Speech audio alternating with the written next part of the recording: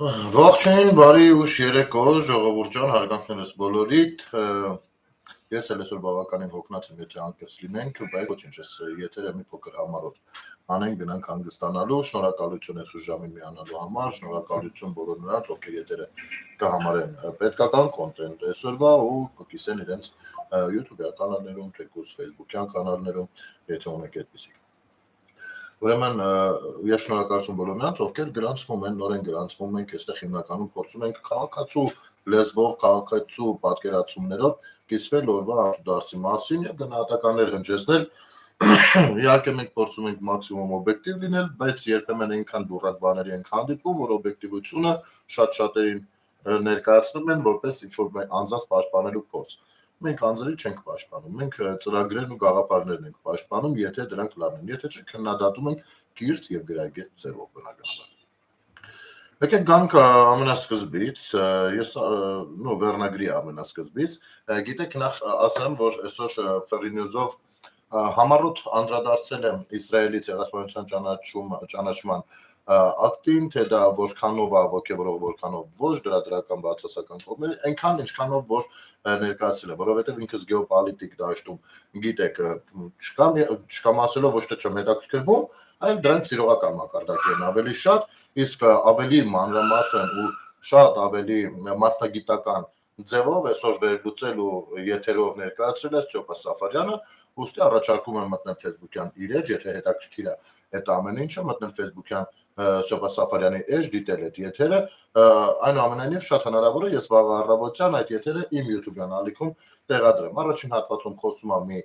ամերիկահայ արցախյան Բաքվի ծնունդով, Արցախի դրոշով, ամերիկահայ այսպիսի մի անձնավորությունից, որը նույնպես կարևոր է, որովհետև հիբրիդային պատերազմները ասվածը լինում են հենց այդպիսիների ձեռով, գիտեք ոնց, ասենք պատկերացրեք դուք ուզում եք Ադրբեջանի լսարանում դիրք ունենալ հետևորդներ եւ փորձել այնտեղ ինչ որ ադրբեջաներով հրապարակումներով իրենց մոտ կարծիք ձևավորել կամ փոխել, հա, թեկուզ քիչ մարդկանց մոտ։ Ինչ պիտի անեք։ Բնականաբար ձեր Facebook-յան էջի պատին ոչ եք դնելու, որ դուք հայ եք ու եկել եք բան փոխելու։ Բնական է, չէ՞ որ ուսումնասիրելու եք իրենց դաշտում ինչն է իրենց համար զգայունական կարևոր բան, դնելու եք այդ պատկերը ու մտնեք իրենց դիրույթ որպես լավագույն ադրբեջանցի։ Չէ՞, որպեսզի կարողանաք վստահություն հավաքել եւ արդեն քիչ-քիչ աշխատել մեր շահերի օգտին։ Նույնը անում են տեղական հիբրիդները, ազգությամբ հայեր, ցավոք սրտի, ովքեր որ իրենց գլխավոր նկարները կարող են լինել Սիսն ու Մասիսը, կարող են լինել Նկարեգին Նժդեհը, կարող է լինել Արցախի դրոշը, չգիտեմ էլ ինչ դրոշներ, անգամ կարող են լոզունգներ գրած լինեն բան, որպեսզի հավաքեն ձեր վստահությունը իրենց հանդեպ ու անեն ինչ որ իրենց պետք է։ Դա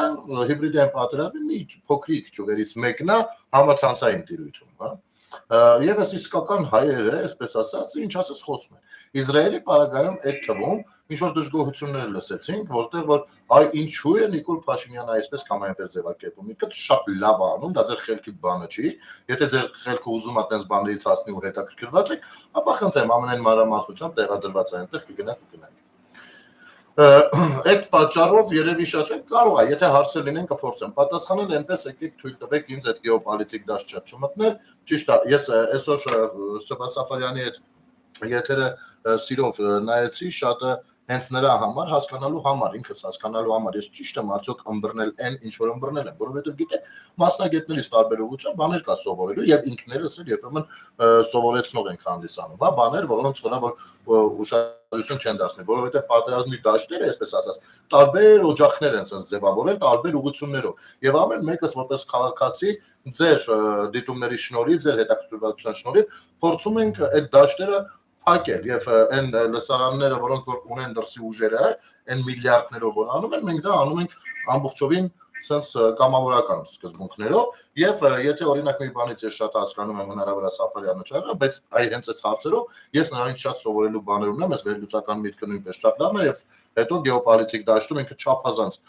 մեծ բաներ ունի, հնարավորություններ ու տեղեկացված է մշտապես։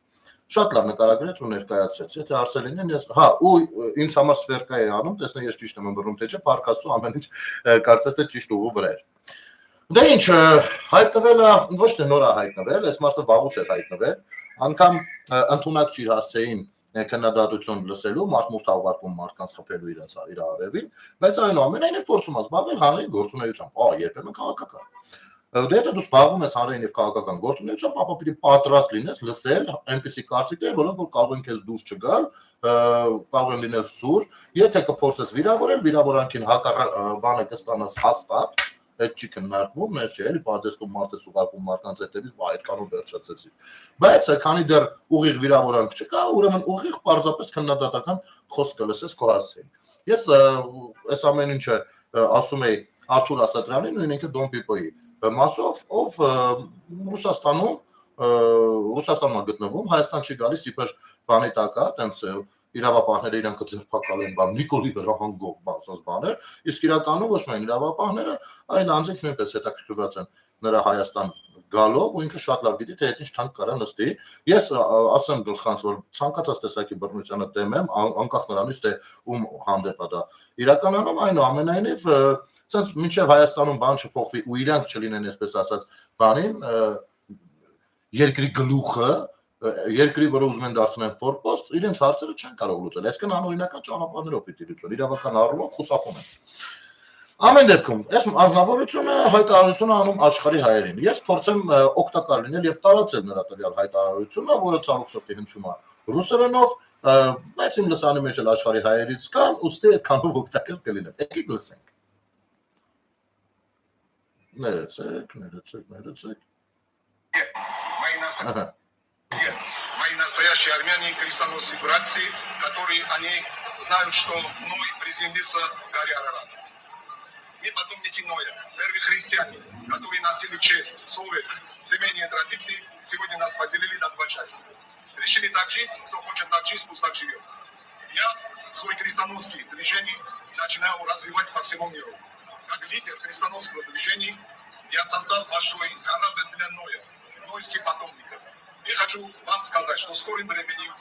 у меня будут телефонные номера по всему миру, кто хочет соединиться, открывать офисы и соединиться в движении, которые за честь, за семью, за сохранность своего народа, за сохранность своего настоящего христианских ценностей, я буду рад вас видеть ряду моими братьями.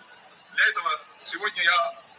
заявляю по всему миру, что в скором времени получите телефон, кто хочет личной встречи, будет со мной личная встреча,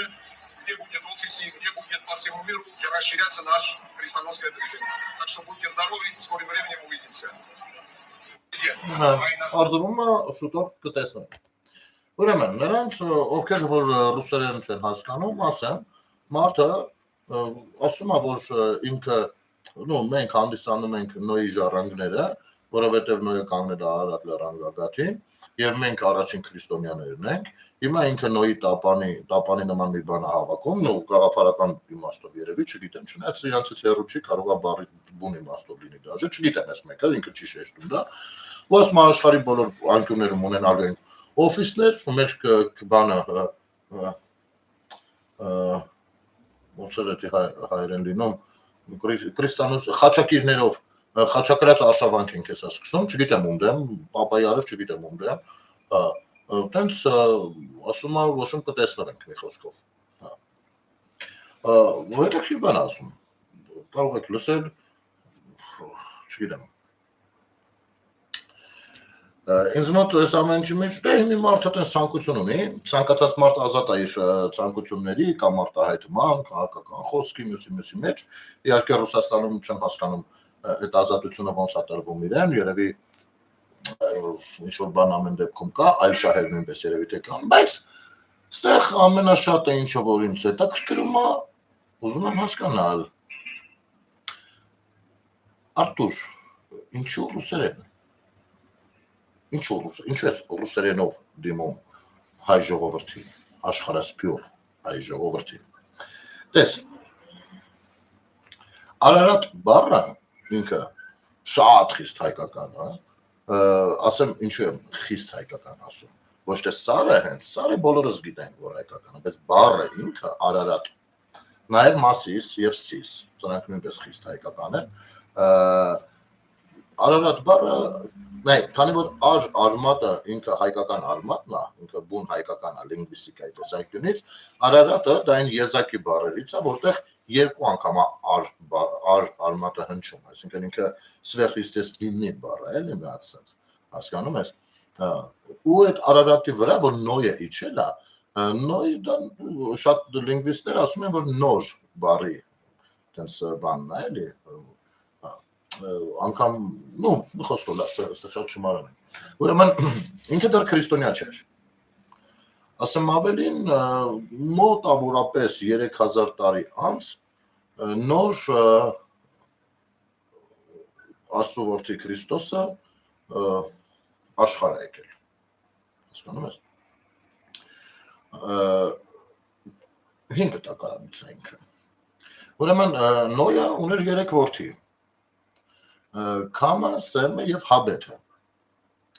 Այո, այս 3 որդիներից մեկը Հաբեթը, կրտսերը, մնաց Արարատ լանջի փեշերին, որտեղ որ կայանել էր բանը, տապանը։ Այն երկու եղբայրները հեռանում են տարբեր վայրեր։ Ամեն մեկի սերունդները նույնպես ապրում են մեր կողքերին, ովքեր նույնպես կարող են հանգիստ ասել, որ իրենք Նոյի սերունդ են։ Հասկանում ես։ Այնուամենայնիվ մենք մեզ հայ անվանում ենք ոչ թե Նոյով, այլ Հայ Նահապետով, ըստ ավանդույթի, ով հանդիսանում էր Նոյ Նահապետի ծոռը։ Նոյ 3 որդիներից Հաբեթը, նրանք էլ են երեխեք ունեցել, ժառանգներ եւ այլն։ Հաբեթը, Թիրասը, Թորգոմը, Հայկը։ Հասկանում ես։ Հայկը, երբ որ Բաբելոնում լեզուները խառնվում են, դա առանձին ավանդազրույց է, եթե կհետաքրքրի, դժվար թե քեզ ուտել Եզրասը պատմի, կամ Էֆես բեշնիկները պատմեն, ես կարող եմ առանձին քեզ Բաբելոնը թե ինչու լեզուները խառնվեցին, ինչ է նշանակում լեզուների խառնվելը եւ ինչու Բելը որոշեց այդ խառնված վերկենագա հենց Հայկի վրա կռիվ, ոչ թե տարածքների կռիվ էր, դա կոնկրետ գաղափարական կռիվ էր, սա առանձին պատմություն է, եթե շատ խնդրես, ես քեզ դա էլ կպատմեմ, լավ բան է, իմանալը լավ է, ամեն դեպքում։ Հայկ Նահապետի եւ Բելի այս բախումից հետո, որտեղ որ Հայկ Նահապետը երկնքից իջած լայնալիճ աղեղով եւ երաթև նետով խոցում է Բելին, հաղթանակ է արձանագրվում եւ այս տարածքները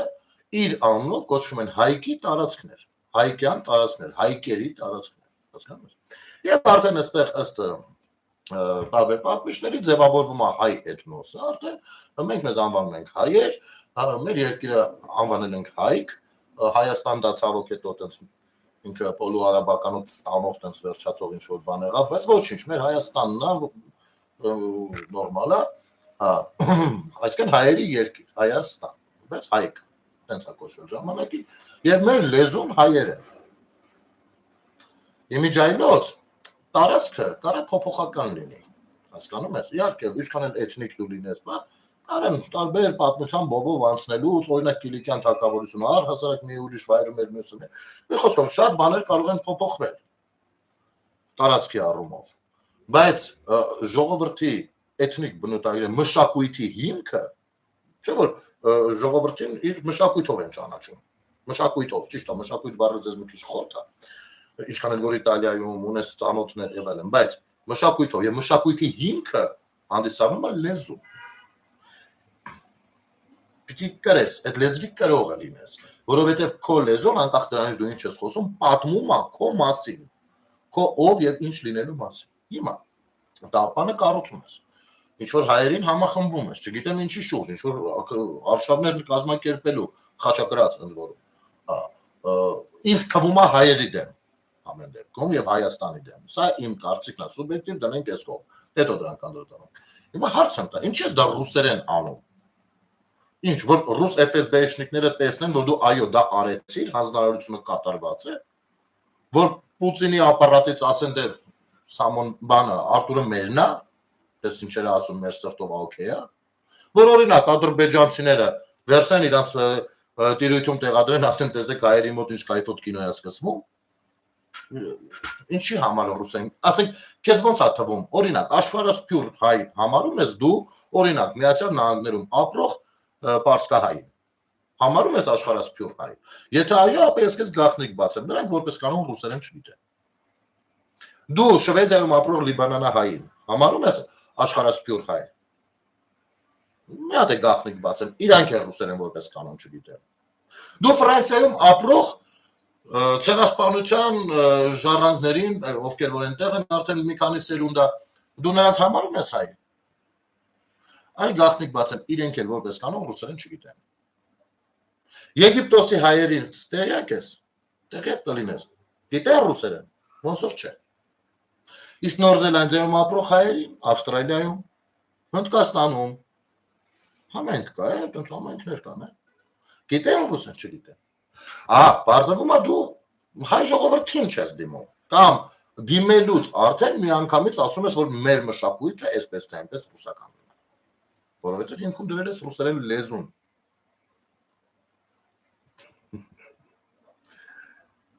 Գիտես, Շիրազի հետ կապված շատ պատմություններ կան, որքան այնքան վրդովվել, երբ որ հայը հայերեն չի խոսում։ Դրանցից մեկը շատ տպավորիչ է։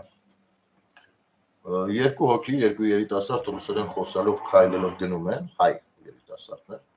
սա պտտվում տղային է հարվածում, տղան սկսում է լացել, տեսնանք էլ պտտվում, տեսնում են բան,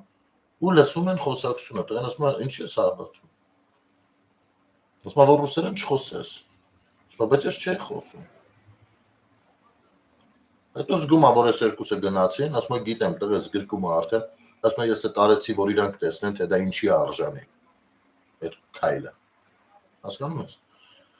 Նման պատմությունները շատ կան, ասում է, լավ, գոնե հայհոյիր հայերեն, չնայած հայերեն հայհոյանքներ չկան, եթե ուշադիր եք եղել, դրանք հիմնականում դրսից են բերված։ Այսքան սուր է դրված եղել հարցը, այդ տեսօր է, որ ով ոնց ուզում աղավաղում է մեր լեզուն։ Այդ երեք էր, որ ցանկանում էիք ռուսերեն լեզուն դարձնել հայերի երկրում, երկրորդ պետական լեզու։ Հասկանում ես։ Ինչի համար ես ռուսերեն դիմում։ Կառուցիր քո տապանը։ Ինչ, Վասիայի տապանն ես կառուցում, թե Իվանի, գուցե Լուկաշենկոյի։ Ցնդելու բանը, ցնդելու բան։ Մի կողմից խոսեն, ու դա գիտեք ինչից է գալիս։ Կիսատ պրատությունից։ Այն որ իր լինում են մարդիկ, իսկապես այդպիսի մարդիկ շատ կան, ովքեր վրոցի գիտեն, անես չի որ չգիտեն։ Բայց այդ իմացածի մի մասը լսելով, մի մասը իրանք են իրանց համար հայտնաբերել։ Ու տրվել են դրան, ու իրանք գիտեն, թե այդ առումով ամեն ինչ գիտեն։ Դուք կոմպլեքսավորված կոնսերվատիվ մարդ ես, Արթուր Ասատրյան, այդ առումով։ Դու ամբողջ աշխարհը պատտվես, ամբողջ աշխարհը տեսնես, միևնույնն է, դու կոնսերվատիվ տեսակ ես, դու ազատ մարդ չես։ Ու դա ես կարող եմ քեզ ասել, որովհետև ի տարբերություն քեզ, ես աշխարհի շատ քիչ երկրներում եմ եղել, չեմ արել այն հաճույքները, որոնք դու կարող ես քեզ թույլ տալ։ Բայց ես ազատ մարդ եմ։ Իմ ու քո տարբերությունը դա է, ու դու դա հիանալի գիտես։ Հիմա մի անգամից ասեմ նաև, որ հեսա մի քանի օրից, էլի հուլիսի 16-ին, դարձյալ ծնունդս է։ Գուցե մի հոգի էլ ուղարկես ծնունդս շնորհավորելու, ոնց որ անցյալ տարի ուղարկեցիր։ Ու ցանկալի է էլի Չարբախից։ Ու ցանկալի են ճշտի օֆիս կոչված վայրից։ Դա ես կսպասեմ։ Ու մի անգամից հիշեցնեմ, որ այս առումով մուտիլովկեքի հիմքը դրել ես դու դեռ 21-22 թվականներին, որ ես կարող եմ հիմնավորել։ Ու հենց դա է պատճառը, որ դու վախենալու ես ինձ հետ խոսել։ Որովհետև գիտես, որ քո խոսքի տակ ճիշտ բան չկա։ Այդ ձերը խփելն է։ Մարդուն ճիշտը ասելու համար խփել է։ Դուք դրա համար երբեք չեք լինելու իշխանություն։ Հասկանում եք։ Որովհետև մենք մախիդարը անցել ենք պանյակներով երկիր կառավարելու դարի փայ արումն էլ տվել ենք։ Հասկացաք։ Դուք գնացեք ձեր անձնական հարցերով ու թեմաներով, փորձեք հասկանալ, թե ինչ եք հայտնվել օտար երկրներում եւ ինչ եք ստիպված այլոց լեզուն կիրառել ձեր ազգին դիմելու համար։ Սա միակը չի, ժողովուրդ ջան։ Մենք այնտեղ պաշտպանության նախարար ունենք, ով եթերներ էր անում, երբեմն տեսահոլովակներ էր նկարում դարձյալ ռուսերենով։ Դարձյալ։ Ես չեմ ուզում ընկալվի իմ խոսքը ռուսաֆոբիա, չնայած Հայաստանի ամենահայտնի ռուսաֆոբները հենց Քոչարյանն ու Սերժն են, իրանց այս սաթելիտներով, Կաշիր Սամոներով, Արթուրերով, որովհետև իրանք այնպես են անում, որ մարդը ակամայից ալտում է այդ ամեն ինչը, փորձում են դրան հասնել։ Ամենամեծ ռուսաֆոբների ռուսաֆոբն էլ Հայաստանի Հանրապետությունում Ռուսաստանի դեսպան պարոն Զատուլինն է, ով այնքան չի հասկացել հայ ժողովրդին, որ ամեն օրով ավելի է վարկաբեկում ու փչացնում այդ հարաբերությունները իր ավել պակաս էշեշ դուրս տալով։ Հիմա Մենք մի հատ խիստ արևմտամետ ուժ ունենք, ես խնդրում եմ բոլոր այն քաղաքացիներին, ովքեր որ ժամանակին իմ հետ վիճում էին այս հարցով, խնդրում եմ մտեք գրեք մտքես բերան, գրեք կներես կնել ջան, սխալ ենք հասկացել։ Ասեմ ինչի մասին է խոսքը։ Երբ որ 21 թվականի ընտրություններից առաջ շատերը ասում են, չէ, գիտեք, բևեռ դա արևմտամետ ուժ է, ամերիկյան համարյա։ Ես ասում եմ, լսեք, բևեռը Ռոբերտ Քոչարյանի ձախ ամորձին է, որովհետև աջ ամորձին դաշնակներն են, այդ ժամանակ է այդպես ասում։ Հիմա դե այդպես բառը շատ չեմ ցանկանում օգտագործել, գիտեք։ Շատերը ոնց է կապ ունեն իրը, ոնց կարող կապ ունենան, նրանք ռուսամետ են, նրանք տես Ամերիկայի հետ տելեթոններ են անում, Ամերիկայի մեր շատ սիրելի հայություն, բևեռին փողեիք չէ ուղարկում, արևմտյան արժեքներ կրելու համար չէ դրանք համեր։ Նախ ապացույց թիվ 1-ը, իրանց անցյալները դեռ ջանդամ այդ ժամանակ, որ ասում է ու մեկա դուք չեք լսում։ Ապացույց թիվ 1-ը գործնականում եղավ, երբ որ բևեռում 2-3 տարի զավթել էր Ազատության հրապարակը ու 4 հոգով ամեն իրիկուն հավաքվում էին ընդեղ, յանի միտինգ են անում։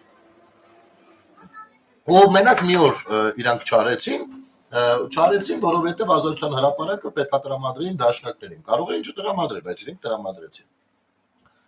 Ապացույց թիվ 2-ը եղավ Հյուսիսային տերևաթափը։ Ապացույց թիվ 3, 4, 5, 6 հետո էլի եղան 7, 8, 9, 10 հերթական ապացույցը հարգելիներս, հերթական ապացույցը Ժիրայր Սեֆիլյանից չի բացառվում Սամվել Կարապետյանի հետ գործակցությունը, նրա ուժի մեջ մենք տեսնում ենք թուրքական էքսպանսիան զսպելու առաքելություն, Ժիրայր Սեֆիլյան։ Նախ տեսեք ինչ հետաքրքիր ռազմավարություն է, ստեղծիր խնդիր, համոզիր բոլորին, որ այդ խնդիրը կա, հետո փորձիր այդ խնդիրը լուծել, եւ դու դառնում ես, բարերար մինիմում, եթե ոչ ազգային հերոս, քո անունով կարող են անգամ փողոցներ բան անել, հա։ Հիմա նախ ես չգիտեմ, ես թուրքական էքսպանսիայի մասին են խոսում, չնայած իրանք այնքան են թուրք Ադրբեջան, նրանք նվաստացած ենք մենք, նրանք կամակատալն է Նիկոլը նրանց, նրանք ճաշում են սա էլ ամեն ինչ տալիս սա, որպեսզի մենակ թեաթրը բայ, այնքան են այս ապուշությունները ասել, իրանք սկսել են հավատալ դրան։ Հիմա բարձրվում է թուրքական էքսպանսիա կա, որի դեմ Տաշիր Սամոն պայքարելու է, հասկանում եք, Տաշիր Սամոն, Ռուսաստանի օլիգարխը, պայքարելու է թուրքական էքսպանսիայի դեմ։ Եվ Ժիրայր Սեֆիլյանն էլ ստիպված, իրենք մեզ չի որ շատ են հարգում ու հավանում Տաշիր Սամոն, բայց այս առումով իրենք կմիանան։ Հասկանում եք։ Ահա այսպեսի քաղաքականություն։ Սա քաղաքական բեջուրիզմն է։ Բեջուրիզմ, որ սա այլասերումն է քաղաքականություն հասկացողության։ Հասկանում եք։ Հիմա սիրելի հատկապես ամերիկահայ իմ շատ լավ բարեկամներ, ովքեր որ ժամանակին ինձ հետ վիճում էին, որ նրանք ռուսական ուժ չեն, ես ասում եմ ռուսական ուժային, ասում եք, չէ, այդպես բան հնարավոր չի, խնդրում եմ ինձ ասեք, ինչ է սա։ Հիշեցնեմ, Պուտինը անձամբ Սամվել Կարապետյանի մասով դիմեց բոլորից առաջ Փաշինյանին, այնքան չձգեց, որ գոնե առանձին խոսակցության ժամանակ չասեց, ցած դրեց ու հրապարակային ասեց, իհարկե հույս ունենալով, որ ընդերի հայության աջակցությունը կլինի, որովհետև ընդերի հայությունը մի անգամ չի, որ իր հավատարմությունը Պուտինին ցույց է տվել, Պուտինի նկարներով, մայկաներ կրելով, հասկանում եք։ Հիմա ըստ երևույթին թուրքական էքսպանսիան Ժիրայր Սեֆիլյանը երևի թե նկատի ունի վերջին օրերին Իսրայելի ընդունած ցեղասպանության ճանաչումը։ Եվ գիտեք, աչքովս ընկավ, կան Ժորժան, սենց դες ասեմ։ Ուրեմն ոնց է գործում մեխանիզմը։ Կան որոշակի դեբիլներ, քաղաքական առումով, դեբիլներ, ում միջոցով հասարակության ներքևի շերտին հասցնում են նախապատրաստում են սպասվելիք խոսակցությանը։ Սրանք էլ են դեբիլ խոսում են, հասարակության որոշակի շերտ, դա տես ահյո բան, ճիշտ է, իսկ չի չէ, որ բան սենց, հետո իրանք են հայտնվում ու ավելի գրագետ ձևակերպումներ, հասկանում եք, այս ռեակցիան են ստանում իրանց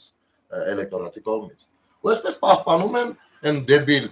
բաները, որը որ մշտապես առաջարկում։ Հիմա Իսրայելը լավ ճանաչեց ցեղասպանությունը։ Ասենք մոտավորապես, որպեսզի հասկանալի լինի ինչ նկատի ունեմ, օրինակ, սենց մի հատ գա, բայ, սրան էլի եք տեսելի մոտ ցույց տվել է, Սենց մի հատ գա, սենց մի հատ արտահայտությունով դիմում է։ Իմիջիայլոց ասեմ, լսարանը փոքր չի։ Իր տարվան մեջ ինչ փոխվեց, որ Փաշինյանը ոչ մի արձագանք չտվեց։ Իսրայելը երեք ինչպես գիտեք, ճանաչեց հայոց ցեղասպանությունը, բայց հայկական կողմից ոչ մի արձագանք։ Այսօր Փաշինյանին ժուրնալիստները հարց կտան, թե ինչ արձագանք է լինելու, Փաշինյանը ասում է, ոչ մի արձագանք չի լինելու, քանի որ դա չի բխում Հայաստանի շահից, այսինքն ինքը չի կարող ոչ մի բան ասի, քանի որ թուրքը իրեն զապրետ է դրել ու էդի արդարացնում է նրանով, որ Յանի մեդի մեր շահից է բխում, դա լուր նստեին։ Արձագանքի կարիք։ Ուրեմն այս երիտասարդին, ով չգիտես ոնց հայտնվել է պալմաների տակ, ասեմ հետևյալը, երևի Մեքսիկայի մեծ սահմանն է հասնում Ամերիկա։ Եք այստեղ մի քանի բան նկարեցիր, որպեսզի կավանազնաս փախստական հանձնվես, չգիտեմ, թե գնացել ես հանգստանալու, որովհետև տաշիր սամոն փողերը տվել է, չգիտեմ, բայց մի բան հաստատ է, գա, որ քո ուղեղով դու կյանքում չես ձգի քաղաքականություն բառը առաստ խալի գրելուն չես ձգի հա ապե աշխարհը այդքան հեշտ ու պրիմիտիվ է դες թաղի թեմա է ապե հա Փաշինյանը բան չասեց ուրեմն թուրքերը պարտադրել են որ չասեր ապե որ պապանի բեյտի բեբե այդ կերացնում ես ապե ինչքան պրիմիտիվ է աշխարհը Իսկ իրականում են ինչ որ ասել է Փաշինյանը, շատ հակիրք չի ասել, ես այստեղ ոչ պաշտպանելու բան չէ, կոնկրետ խոսույթ է։ Լինելով պետական պաշտոնյա, արտահայտություն անել, ասել է, որ Հայաստանը չպիտի գնա զենքայնացման այդ առումով։ Իսկ ինչի է հանկարծ, բակո մոտ հարց չի առաջացել պարոն Դալբայով։ Ինչի է հանկարծ Իսրայելը հիմա ճանաչում ցեղասպանությունը։ Արա մի 20-25 տարի դեմները դրած է, պրիտոմ պիտի որ դեմները դրած չլիներ։ 91 թվականին երբ որ Հայաստանը անկախացավ, նա արդեն հանգիստ կարող էր ճանաչել ցեղասպանությունը, որովհետև ըստ էության իրենք էլ վրոձիբի ցեղասպանված ժողովուրդ են։ Օրինակ Հայաստանը ճանաչել է այնպիսի ժողովուրդների ցեղասպանություն, որին ասելու չի։ Եվ այդ թվում նաև կարծես Գազայի հատվածում մասով նույնպես դիրքորոշումը մեր հստակ է բավականին։ Հասկանում եք, որովհետև մենք ցեղասպանություն տեսած ժողովուրդ ենք։ Մենք չենք կարող ջոկողություն դնել այդտեղ։ Բայց արիուտես որ Իսրայելը չի անում, իմիջիայլոց խորհրդային տարիներին էլ կարող էր ճանաչել, օրինակ Ուռուգվայը շատ ավելի շուտ է ճանաչել։ Հասկանում ես, պարոն Դալբայով, չի ճանաչում, գարսա պետականություն, հայկական 91 թվականին անկախություն, չի ճանաչում։ Մեկ-երկու անգամ բերում են խոսակցության դաշտ, օգտագործում են Թուրքիայի հետ են դնում դարակը, հələ պատրաստ չեն։ Արա մեկ էլ հանկարծ այն ժամանակ, երբ որ Միացյալ Նահանգները թեթև մատա թափ տալիս Իսրայելի վրա, երբ որ Եվրախորհրդարանի ներկայացուցիչը Թուրքիային թեթև գլուխը շոյում է, երբ որ թրիփի ուղին ակտիվանում է, երբ որ իրենց ուղիները սկսում են պասիվանալ, մեկ էլ հանկարծ ասում եմ մի րոպե թուրքեր, ես եմ որ մեզ ասում եք բանա Թուրքիան շրջանցող արտատարածքային միջանցք չի լինելու,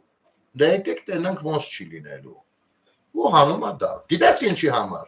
որովհետև իրանք նույնպես ուսումնասիրություններ արել են ու պարզել են, որ քեզ նման դալբայոբները Հայաստանում լիքն են, ովքեր որ վեր կկենան այս իրավիճակում այսպես բաներ կխոսեն, դրանով կփորձեն ինչ-որ դիվիդենդներ հավաքել ու ծառայել իրենց օգտին, ու քո խոսույթները, քո նմանների կգեներացվեն ու կկիրառվեն թուրք-իսրայելական հարցերի շրջանակներում, որտեղ տուժող կողմը Իսրայելի աջակցության պարագայում լինում է Հայաստանը, հասկացա՞ք պարոն Դալբայով, թե չէ։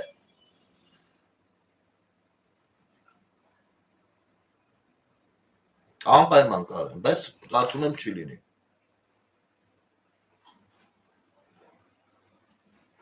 Պատերազմ չի լինի, ես վստահ եմ դրանում, բայց եթե լինի, ես չգիտեմ ջոկատ կկազմեմ թե չէ, ես ընդհակառակ կողային հրամանատարի ջոկատում լինեմ, որպես զիրոն որագրված կամավորական մարդու, խնդրեմ համեցիր ցավը կարող։ Բայց չի լինի։ Կլիներ, բայց չի լինի։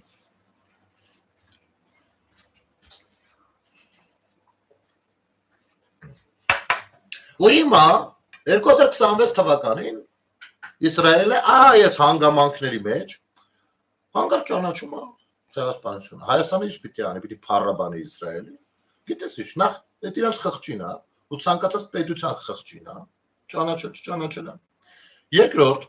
Հայաստանի Հանրապետության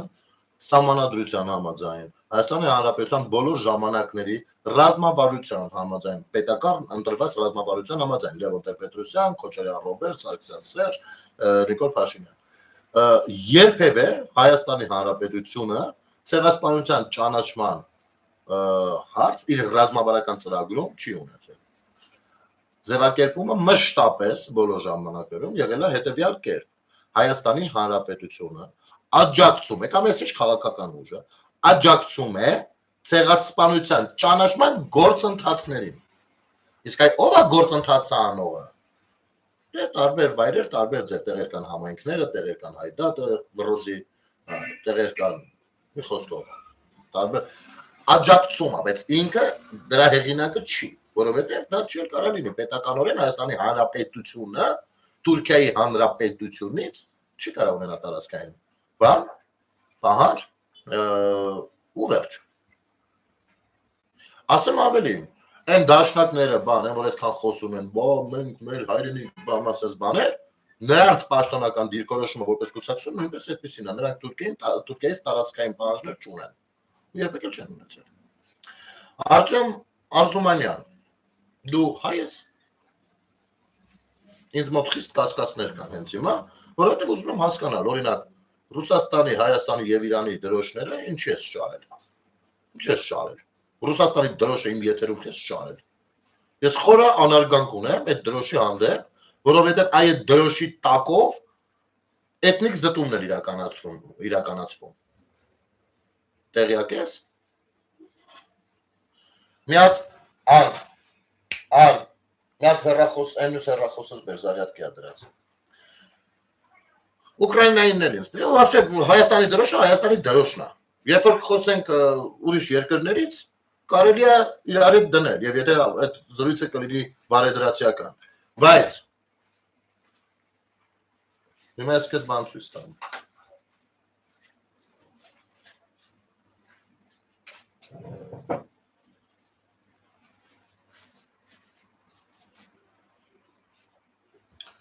Ուրեմն Այստեղ ներեցեք։ Այս կամուրջի վրա կանգնած են հենա ռուսները։ Ադրբեջանցի զինվորները ռուսների ուղեկցությամբ Ադրբեջանի դրոշը շալակած բերում են, որպեսզի դնեն կամուրջի այս ծերը, որը Հայաստանին է պատկանում։ Այն կարմիր օղակի մեջ ռուս զինվորներ են, այդ քո դրած դրոշի զինվորները։ Այ բերում են դնելու եւ զավթելու հայկական մասը։ Իհարկե այստեղ կրակոցներ է հնչում, բոլորը փախնում են, կրակոցները հնչում է հայկական կողմից։ Դե մի հատ էլ դիր ռուսական դրոշը, բայց մի մոռացի կողքը դնել Ադրբեջանի դրոշը։ Արտյոմ Արզումանյան ջան։ Գիտես ինչ են ուղեկցում ադրբեջանցիներին, որովհետև ադրբեջանցիների հետ աշխատում էին իրանք։ Եվ հայկական մասը իրանք վստահ էին, ադրբեջանցի գիտեին, որ հայկական կողմը դժվար թե կրակի ռուսների վրա։ Դրա համար ռուսների ուղեկցությամբ են գալիս։ Հիմա այսքան բանը իմանալով, եթե հայ ես, այսքան սա մի հատ բան ցույց տվեցի։ Այս հեռախոսի մեջ այնքան բան կա, այս մյուսի մեջ ավելի շատ բան կա, 2-3 հատ հեռախոս էլ օֆիսում է դրած։ Հիմա մի հատ էլ դիր։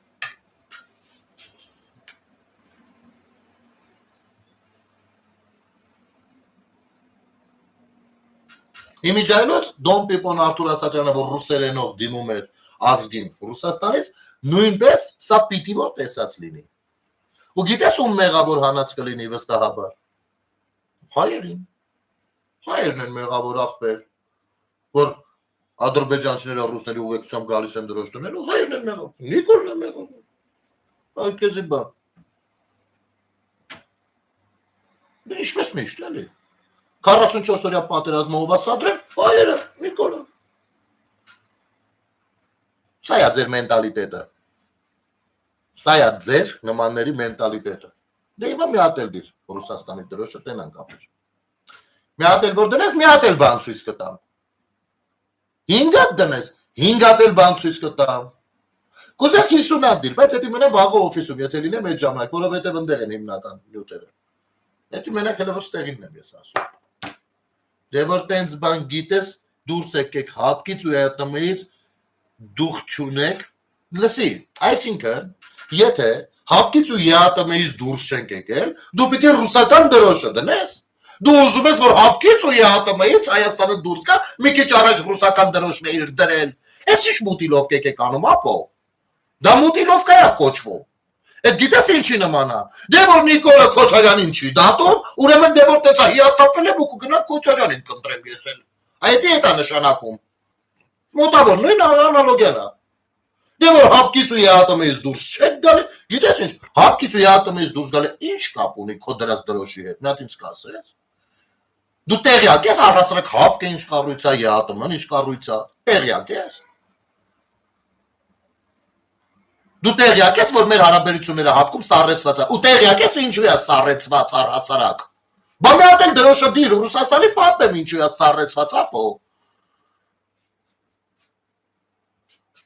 Հապկից ինչու է հապկում ինչու է սառեցված մեր հարաբերությունները։ Իսկ դու տեղյակ ես, որ ԵԱՏՄ-ի հեգեմոն պետություն Ռուսաստանը մեր ժողովրդին փորձում է նակազատանի ու իր արևին բանջարաբոստանային մտերքների համար սահմանա փակել։ Որ մենք իրա ճորտը դառնանք, մի հատ էլ դիր հələ այդ բանը, դրոշը։ Դիր, որ ես ամեն ինչը լսես, որովհետև սրականողը դու ես ապեր։ Իմն է դու։ Երբ որ պետությանը պետական շահին պետ լինի դուրս կգանք հանգիստ տեղի։ Բայց դու հələ գնա, այդ ամեն ինչի մեջ մտցնողներին մի հատ հələ երկու բառ ասա, հետո կգաս այստեղ մյուս հարցերը կտաս կփորձենք պատասխանել։ Կլինի։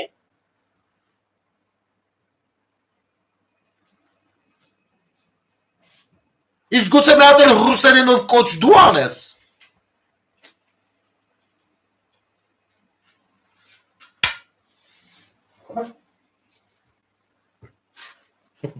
Ցիրկ է։ Դա բախի դուրս չեն գալ։ Յանի ինքը ուզում է որ դուրս գան, էլի դրոշը դրել է, ասում բախի դուրս չեն գալ։ Գիտեք այդ ինչից է։ Որովհետև մեր հասարակությունը այո, բաներ կա, որոնց մասին մենք միշտ վախենում ենք խոսանք։ Մի րոպե կներեք, էդի մուտիլովկա չի, քաղաքականության մեջ տրամաբանություն չկա, կա շահեր, հապկը գիտեմ ինչա, բայց 18-ին ինչի Խաչատուրովին հետ կանչի հրահրեցին թշնամություն։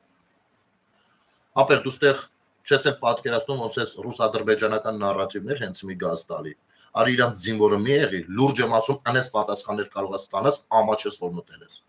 Այդ նարատիվների կրողը արի դու մի եղի։ Լավ։ Ու ամբողջ եթերը հիմա չեմ նվիրելու քեզ բամբակ։ Դու Հայաստանում ես ապրում, գրի կամ հա կամ չէ, ես քեզ առաջարկում եմ մի հատ։ Նորմալ, մարդկային տղաբարի առաջարկում եմ։ Գրի մի հատ, հա թե չէ։ Ու հեսա ասեմ ինչից է այս ամեն ինչը։ Մեծ գրի, հա կամ չէ, երկար բարակ գրելու կարիք չկա, արագ գրի, որ արագ պատասխանեմ։ Հիմա այսքան մարդով նստած սպասում ենք, որ դու գրես կամ հա կամ չէ։ Հայաստանում ես ապրում։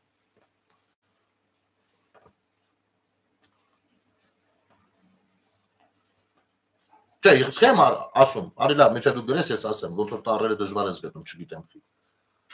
Այո, Արտյոմ ջան, դե որ Հայաստանում ես ապրում, տես, եթե Երևանում ես ապրում, ես քեզ հրավիրում եմ մեր գրասենյակ, սուրճ ունենք, նստենք, զրուցենք, երկար զրուցենք, դու քո կարծիքները, ես իմ կարծիք, որ լինենք հավասար իրավիճակում, որովհետև ստեղ դու հավասար վիճակում չես։ Ես եթերում եմ բանավոր եմ խոսում, մինչև դու 1-2 տար գրես, չէ՞, ես ահագին բան ասած կլինեմ։ Ու դու միշտ ունես խառը հարցեր ոնց նայում եմ։ Ես քեզ հրավիրում եմ մեր աշխատանքային գրասենյակ, քաղաքական գրասենյակ, չի դա, հասարակական կազմակերպության գրասենյակը, որը հասարակական գործունեություն է պատմում կամավոր հիմունքներով, դա քաղաքական չի։ Հասկանում ես։ Հրավիրում եմ, արի մի քիչ քո հետ կզրուցենք։ Եթե Երևանում ես ապրում, եթե Երևանում չես ապրում ու քեզ դժվար է Երևան գալը, ապա կարող ես քո գտնվելու վայրը ասել, ես մի օր սիրով, էլի սուրճ բանբաներ կա բան վերցած, կգամ ձեր մոտ, մի հատ բիսեդկա ոնց չլինի, կլինի, կհավատվեք, դու քո ընկերներից ովքեր որ նման կարծիք ունեն, նման պատկերացումներ ունեն, կհավատվեք ու կզրուցենք։ Ինչքան ուզես այդքան հարց կարաս տաս։ Առանց ժամանակ դնելու։ Կլինի ախպեր ջան։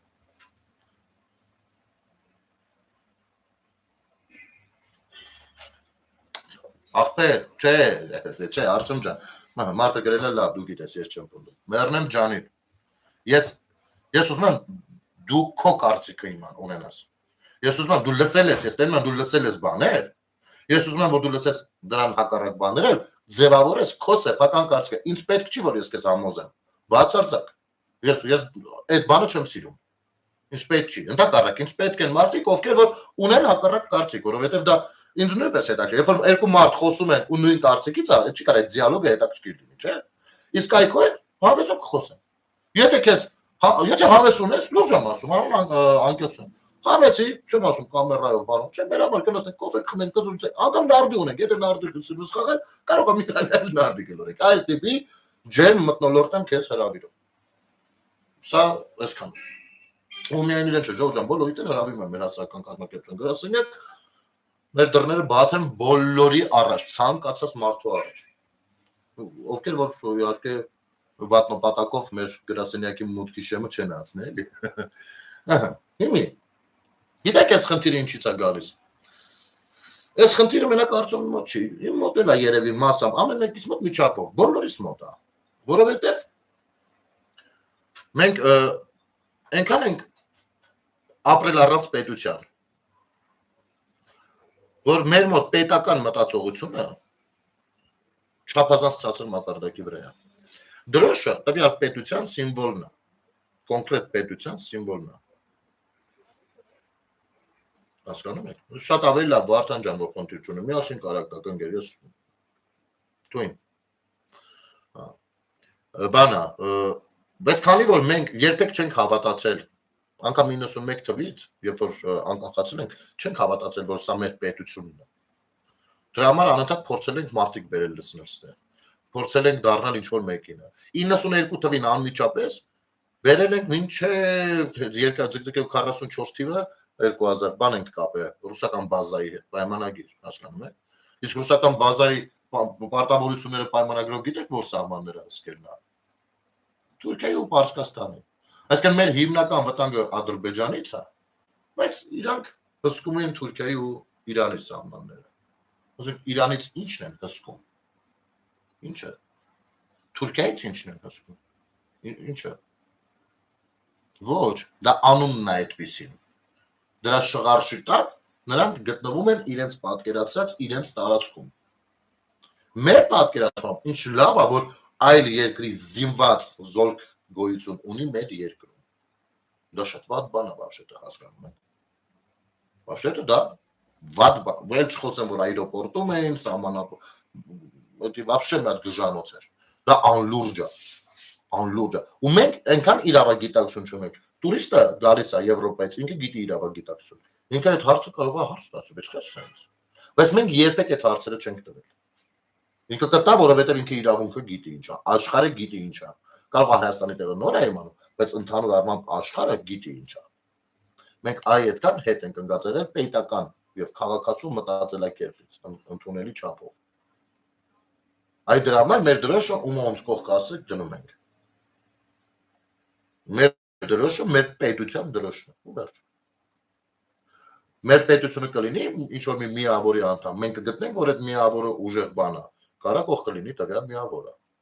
Մեր պետության հետ որևիցե պետություն իսկապես բարեկամական հարաբերությունների մեջ կլինի, չնայած հավերժական բարեկամներ չկան ասեմ, բայց թեկուզ ժամանակավոր, ապա կարելի է իրար կողք դնել։ Տվյալ ինչ որ որոշման պահին, ինչ որ բան, հա, ասենք, ես կարելի է, որովհետև դրանք պետության սիմվոլներն են ու պետական մակարդակով է դառնում։ Բայց ժողովրդի առումով մերը մի հատ մեր դրոշն ու վերջ։ Անկախ նրանից, որ ես մշտապես քննադատել եմ տակի գույնը, որը որ պիտի լիներ ծիրանագույն, խափեցին սահմանադրությունը լեցոնելով սղացրեցին, դարձրին նարնջագույն։ Իրականում ծիրանագույն պիտի լինի ու լինելու է ծիրանագույն, ես այդ կռվի ինչքան տեղ ունեմ, հայել անելու եմ։ Մեր հիմնի տակ ես ոտքի եմ կանգնում, չնայած որ քննադատում եմ մեր հիմնը, ասում եմ փոխելու ենթակա է։ Մեր զինանշանը, ես կրում եմ մեր զինանշանը, որովհետև հիմա մեր զինանշանը դա է, վերջ։ Բայց ինձնից շատ դուք գիտեք, որ զինանշանը քննադատող երևի հրապարակային հանրային ձևով երևի չլինի։ Բայց քանի դեռ սա է, սա մեր պետության 3 կարևորագույն սիմվոլներն են ու վերջ, որից մեկը դրսից չի կարող մատով կպնի թեք։ Հիմա մեր դրոշի վրա եղել է ուրիշ դրոշներով հարձակում։ Ես ո՞ւս կարող եմ դա դնել իմի կողքը։ մեր մեջ խոսելուց։ Ուրիշ բան, ասենք օրինակ, հայտարարություն է գնում Նիկոլ Փաշինյանը հանդիպել է Վլադիմիր Պուտինին, միասին եսիմ ինչ են խոսացել։ Այդ հրապարակումը կլինի Հայաստանի ու Ռուսաստանի դրոշներով։ Բնական է, դա հրապարակում է այդպիսի։ Կամ Հայաստանի եւ Ադրբեջանի փոխարտգործնախարարները, չգիտեմ, հեռախոսազրույց են ունեցել։ Դրվում է Հայաստանի եւ Ադրբեջանի դրոշները։ Սա ըմբռնել է, որովհետեւ դա հրապարակումն է։ Բայց մեր մեջ խոսելուց ինչ կարիք կա դա անելու։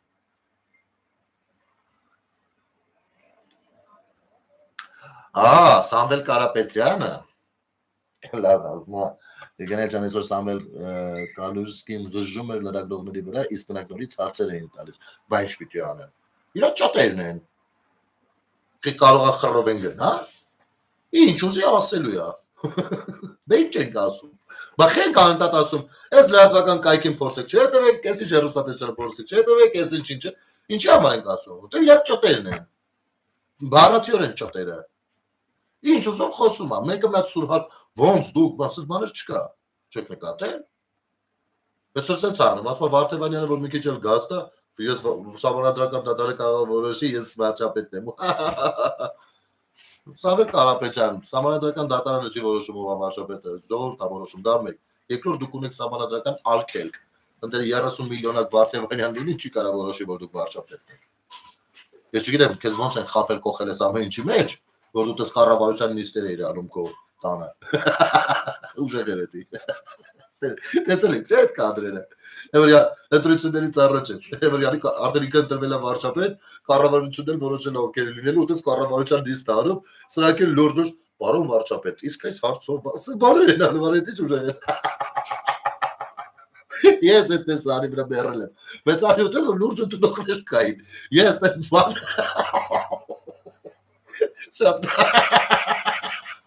Շատ լավն է։ Բա որ ասում է բանը, կայնի, այստեղ իմիջայնոց հա, հետ էլ ասեմ, ես գրառում արել եմ, Վարդևանյանը չի կար այսքան գազ տա, ինքը գազով չի աշխատում, բենզինով է աշխատում։ Եթե կարաս Ռուսաստանից մի քանի լիտր բենզին բեր, թող այդ տղեն հանկարծ ներություն չքաշի, նորմալ աշխատի։ Թե չէ թողել եք մենակ թռել եք մի անբան։ Ասում է, ոնց կա, ես չեմ պատկերացնում, թե ոնց կարա Փաշինյանը ինձ ունեզրկի։ Ասում է, չի պատկերացնում ինքը դա։ Գիտեք ինչի չի պատկերացնում, որովհետև այն 4 միլիարդը որ կա Իրանը չի։ Դա FSB-ին է։ Հասկանում եք, այնտեղ 5%-ն է Իրանը դրա։ Այդ փողի 5%-ն է Իրանը։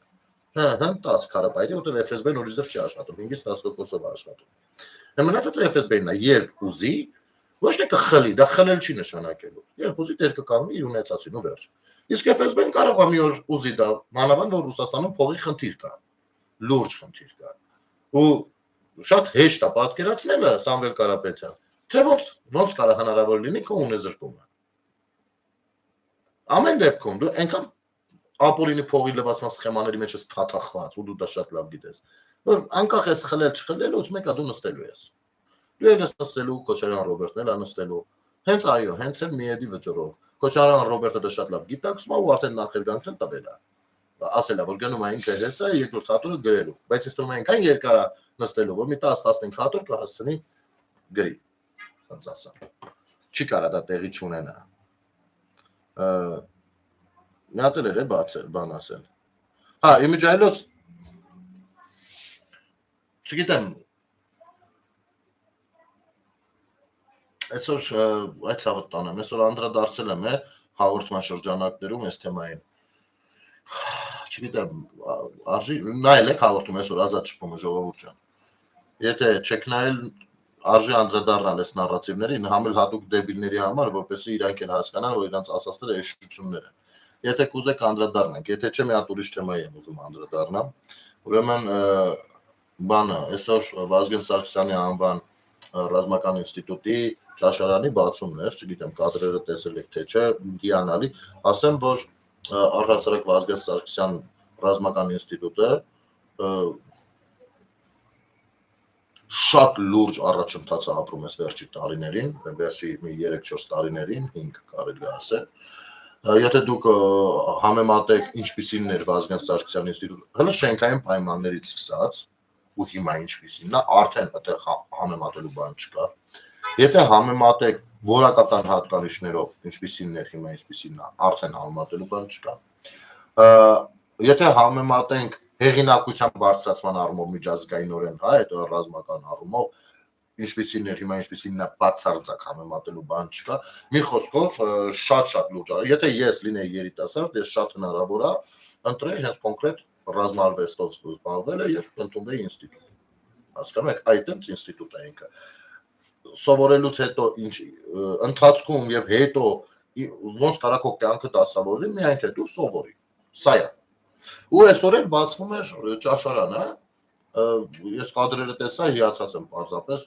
արա, չեք էլի, ուղղակի չեք հիշում, չգիտեք ինչպիսինն է ինքը եղել։ Ես 21 թվականին, միայն 21 ինչ է, 17-ին էլ, 18-ին էլ առիթ ունեցել եմ մտնելու այնտեղ, մի զզվելի պատկեր էր, որ լրիվ ոնց որ վատ չաստ մտներ, էլի։ Իսկ հիմա հիանալի պատկեր։ Բայց Պապիկյանը գնում է ճաշարանի բացմանը, բնականաբար գշպետն էլ զեկուցում է, որ զորքը շարված է եւ պատրաստ է ընդունելու ճաշարանի բացումը։ Ու Գեգամ Մանուկյանը, բա մի հատ ճանջի պես չգա, 10 զալոր նստի կեղտոտ ես ամեն ինչը գրառում է անում։ Գետինը մտնեք։ Արցախն ուրացած գշպետը զեկուցում է, թե զորքը ճաշարանի բացմանը պատրաստ է։ Արցախի հանրապետության պաշտպանական բանակի շտաբի նախկին պետ, հիմա գշպետ, գեներալ լեյտենանտ կոչումով Արցախն ուրացած Էդվարդ Ասրյանը զեկուցում է, թե զորքը ճաշարանի բացմանը պատրաստ է։ Գետինը մտնենք, Գեգամ Մանուկյան, մտի ապեր։ Պիտի մտնես, բա ինչ պիտի անես։ Մենակ դու չէ։ Ձեր վաշտով պիտի շարվեք, այդ ձեր Հայաստան դաշինքով, Քոչարյանի գլխավորությամբ ու սաղովի արագ մտնեք գետինը, բա ինչ պիտի անեք։ Վազգեն Սարգսյան ինստիտուտը երբանից կա։ Երբանից կա։ Խիաբա հիմա ճաշարան բացվում ընդեղ։ Բա որտեղ են կրթություն ստացել մեր ռազմական գործիչները։ Հա, ճիշտ է, Ռուսաստանում։ Ամենայն հարգանքով, ես ինքս հարազատ տղերք ունեմ, ովքեր որ դե ավարտելուց հետո մի հատ Ռուսաստանում կվալիֆիկացիայի էին գնում, կամ գնում էին հենց այնտեղ սովորելու։ Իսկ գիտեք, մենք լգոտաներ ունեինք ՆԱՏՕ-ում, որտեղ սկսեցին չգնալ Սերժ Սարգսյանի էշ կառավարման շնորհիվ, ապուշ կառավարման շնորհիվ, անկապ ունեցանք Մավան դեպք, հայտնի կացնահարումը, որը դատարանում նույնպես պարտվեցին, հասկանում եք դուք, եւ ազատ արձակվեց հանցագործը, ավելին տեղափոխվեց Բաքու, անգամ արձանը դրվեց նրա։ Մեր լրագրողները այդ ժամանակ բնականաբար ոչ մի հարց ոչ մեկին չունեին։ Նորմալ էր։ Բա գետինը պիտի մտնեք, բա ինչ պիտի։ Իսկ Արցախը հանձնել եք դուք։ Ես դուք։ Ու դուք գիտեք դրա մասին։ Շատ սրան նրան մեղադրելով ձեր մեղավորությունը չի պակասում դրանից։ Պրիտոմ դուք ասելով ես սա ասում եմ նաև դատարանի նախադեպային որոշման, որտեղ որ Շահրամանյանը դատի էր տվել կապիտուլյացիան ստորագրողը, եւ դատարանը վճռաբան արեց, ասեց, հա, բա ինքն է հանձնել։ Իսկ Շահրամանյանին բերել եք դուք, ձեր մետաքսեները, ձեր խառախշտիկները, ձեր բաները, թաթար ռուբոները, ու այսպես շարունակ։ Դուք եք բերել, դուք հանձնել։ Դու գետինը պիտի մտնեք, բա ինչ պիտի անեք։ Իսկ դու գիտեք ժողովուրդ ջան, ինչքան դժվար է բանակում մենտալիտետ փոխելը։ Պատկերացրեք, բանակը դա մի վայր է, որտեղ որ տղերք են, մենակ տղերք են, ու շատ։ Ու ամեն մեկը եկել է իր հայաթից, իր տնից, ու ամեն մեկը տղա է։ Ձեր ժամանակ Գեգամ, բա մի գետինը մտնեիք, որ չաստելում, հավաքարարի խնդիր ունեիք, չէիք լուծում, չնայած փող ստացողներ կային, ու զինվորները այդ հողի վրա ինչքան զինվորա մեկը մյուսին խփել, սպանել, տպել, կոտրվել, տղերք, որ հետո պիտի գային իրանց կյանքը շարունակեին արդեն։ Բա պիտի գետինը մտնեք, բա ինչ պիտի անեք։ Արցախ հանձնողներ եւ Ադրբեջանցում պալեն ընկնողներ։ Պալեն կոնկրետ ընկնողներ։ Հանձնվողներ։ Գնացել Ադրբեջանին են հանձնվել, եկել են ստեղ իրանց հարազատ բարեկամներով ես ինչեր են անում։ Հանձնվել եք Ադրբեջանին։ Մինչև հիմի դատարաններում գործեր կան, ատամներով պահում եք։ Արա բայց այնտեղ հանձնվելուց հանձնվեցի։ Այստեղ չեք ուզում հանձնվեք բանին, արդարադատությանը։ Իսկ ադրբեջանցուն ու իրաց չարդարադատությանը հանձնվեցիք։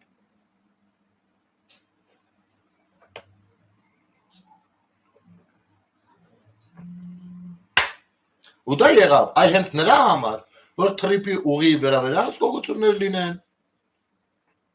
որ Հայաստանը ներքաշվի այդ ամեն ինչի մեջ, հիշում եք չէ որտեղ եք մեղադրել։ Հիմա ասում եք ձեր մեղադրանքները հիշելով գնանք ու այսօրվա դրությամբ ապացուցանք թե մենք որտեղ ենք ապրելու, որը խիստ տարբերվում է նրանից, որտեղ որ հիմա ապրում ենք։ Եկեք մի պահ պատկերացնենք ժողովուրդ, ասած արագ մի հատ քրոնոլոգիա անցնենք։ Եկեք պատկերացնենք այսպես։ Նախ իրանք կատաղեցին, որ ստորագրվեց նոյեմբերի 9-ի փաստաթուղթը, հիշում եք։ Եկեք պատկերացնենք, որ նոյեմբերի 9-ի փաստաթուղթը չէր ստորագրվում։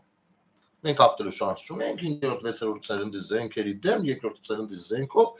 ընդ որում ԱԳ տարածքներ արդեն գրավելով եկել էին, մենք փորձ չենք ունեցել քաղաքային մարտերի, փորձ չենք ունեցել անտարային մարտերի,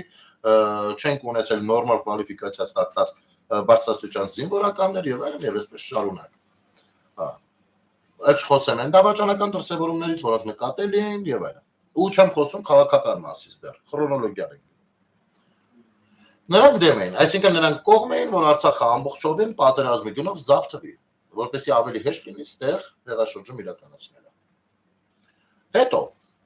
երբ որ իրանց հարց տվեցին, ասեցին, իսկ դուք որ գաք նոյեմբերի 9-ի փաստաթուղթը պատրելու եք տապեք, ասեցին ոչ։ Որովհետև շատ լավ գիտեին, որ նոյեմբերի 9-ի փաստաթուղթը գոյություն ունի, որովհետև Ռուսաստանն իր շահերի համար վիզ դրել է։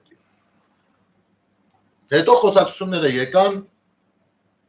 այսպես կոչված Զանգեզուրի միջանցքի։ Ինչ էին ասում։ Պետք է այստեղ բան անել։ Հայաստանի մեղադրում են նոյեմբերի 9-րդ կետը չկատարելու մեջ։ Եկեք մի պահ պատկերացնենք, եթե կատարեր Հայաստանի Հանրապետությունը սրանց պահանջած նոյեմբերի 9-ի 9-րդ կետը։ Սրանք երբեք չեն ասել Ադրբեջանը չի կատարում, Ադրբեջան դու պետք է կատարես այս կետերը, չէ՞, միշտ ասել են Նիկոլ դու պետք է կատարես այս կետը։ Իսկ Ադրբեջանը 2-3 կետ կար, որ չէր կատարում։ Պատկերացնենք, թե իրենց ասածով էր գնում։ 9-րդ կետը ապահովում ճանապարհները, բացում ենք FSB-ն, նստում է այդ ճանապարհներին։ Լինելու է այն պատմությունը, ինչ որ եղավ Լաչինում, եւ կտրվելու էր Մեղրին ամբողջությամբ։ Ղարաբաղը այսպես թե այնպես արդեն ընդդեմ էր։ Կտրվելու էր ամբողջությամբ։ Շնորհակալություն Մանվել ջան։ Հասկանում եք։ Ու մենք այս տնտեսական խաչմերուկի մեջ այսքան օգուտ չենք ունենա։ Եկեք մի քիչ էլ առաջ գնանք։ Իրանք ասում էին թրիպի ուղում պետք է բացի Ամերիկանը երաշխավորներ բերենք Չինաստան, Ռուսաստան, Իրան։ Եկեք պատկերացնենք, թե բերեցինք։ Հետո ինչ էր լինում։ Լինում էր բախումներ, Հայաստանը դառնում էր ռազմական գործողությունների թատերաբեմ, Սիրիա։ Մենք էլ որոշողը չէինք լինում, կորոշեին, ոնց կորոշեին, տենց կլիներ։ Էլ որը պատկերացնենք, եթե իրանց ասածով լիներ ինչ էր լինում։ Եկեք պատկերացնենք Ադրբեջանի հետ տնտեսական հարաբերությունները չենք փորձարկում եւ այնտեղից բենզին չենք բերում։ Փորձենք պատկերացնենք։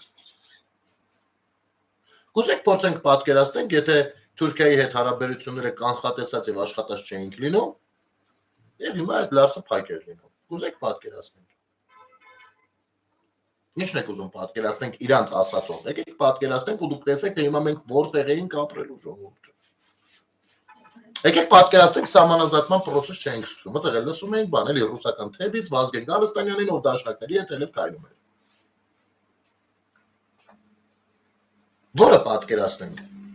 Որը պատկերացնենք Հայաստանի վերջնա։ Այսինքն եթե հեղափոխությունը չլիներ, դուք տեսեք ինչեր էր կատարվելու։ Եթե 21 թվականի ընտրությունները այլ կերպ գնային, դուք տեսեք ինչեր էր կատարվելու։ Այս ընտրությունները այլ կերպ գնային, դուք տեսեք ինչեր էին կատարվելու։ Իմիջիայլոց ես անգամ կապ եմ տեսնում նաև չգիտես ինչու հենց Սամվել Կարապետյանի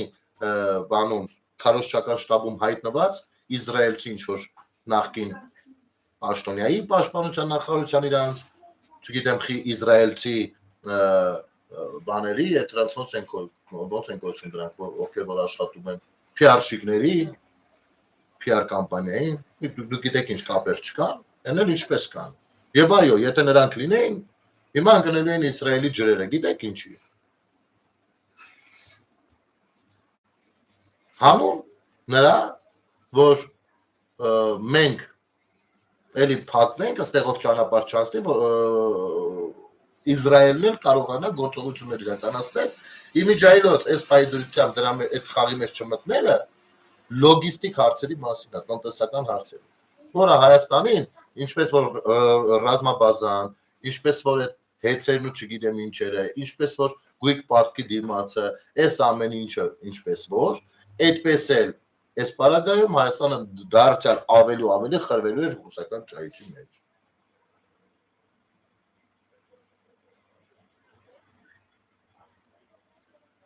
Ցես բաներ։ Իրանց համար ազգություններ չկա։ Մարդը հելել հռհռում է լրագրողների վրա։ Մարդ, ում համար հայն ու ադրբեջանցին,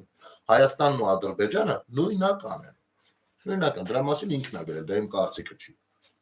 Մարդու համար Հայաստանն ու Ադրբեջանը նույնական են։ Ինքը գրառում է արել 44 օրյային, թե կողմերին կոչ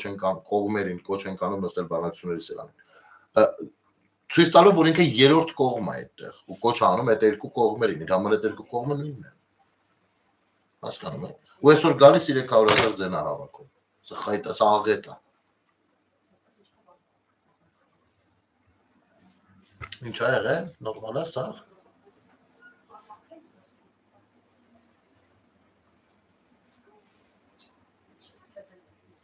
Մոտավորապես այսպես ժողովուրդ ջան, թույլ տվեք այսքանով այսօրվա եթերը ավարտեմ, իսկապես ես փորձում եմ ամեն օր անպայման եթեր անել, այսօր մի փոքր հոգնած է, երևի թե այն հատուկ թեմաները խորքային չանցան, բայց ովքեր որ ուշ միացան ասեն, որ ամեն բան սկսվել է Don Pipo կանոնով հայտնի Արթուր Ասատրյանի այս վիդեոից, ու ես կարծում եմ, որ հեսա կակրած մի 15-20 օրից քանի որ ծնունդս է, անպայման դեբիլ էլի մեկին կուղարկի ծնունդս շնորհավորելու, ինչի համար շատ շնորհակալ կլինեմ։ Ռուսերեն լեզվով մարդը դիմում է, ասում է հայեր ջան, դավայց է, հեսա տեսեք ինչ խաչակրած արշավանք ենք սկսում։ Եթե եթերը սկսեք սկզբից նայել, կտեսնեք, թե ինչպեսի գնահատական ենք տվել։ Շնորհակալություն ժողովուրդ ջան, լավ եղեք, ամեն ինչ շատ լավ է լինելու, շատ ավելի լավ է լինելու, Հայաստանի Հանրապետությունը դառնալու աշխարհի ամենալավ երկիրը, ու մի հետաքրքիր բան է, շատերն են ժամանակին նախանձել Իսրայելին, հրյեհներին դարձրել բու, ես մի քանի անգամ հիմնավորել եմ, ասել եմ, որ դա այդպես չի, դա քարոզ է, դա քարոզչություն է, ու Աստված չանի, որ մենք Իսրայել դառնանք, որովհետև եթե մենք դառնանք Իսրայել, մենք էլ լինելու ենք Ռուսաստանի Իսրայելը, դա տերմինոլոգիա կա, եթե մի քիչ ուսումնասիրեք, կհասկանաք խոսքը ինչի մասն է, այսինքն լինենք մտրակ տարածաշրջանում որևիցե մեկի ձեռքին, դա ամենավատ բանն է, նման ապրանքները ժամանակի հետ մաշվում ու դեն են նետվում, այնպես որ ժողովուրդ ջան, մենք շատ լավ ուղիների վրա ենք, կան հարցեր, կան խնդիրներ, ու եթե մենք ունենանք իսկապես պետականամեջ ժողովրդի ընդդիմություն, այդ հարցերը նույնպես կստանան լուծումներ ու շատ ավելի արագ տեմպերով մեր երկիրը կդառնա աշխարհի կենտրոնը։ Իր փոքրիկ, գիտեք ինչ բրիլյանտն էլ է փոքր։ Այս բրիլյանտ է պետք դառնալ, ադամ։ Լավ եք, բարի գիշեր ձեզ։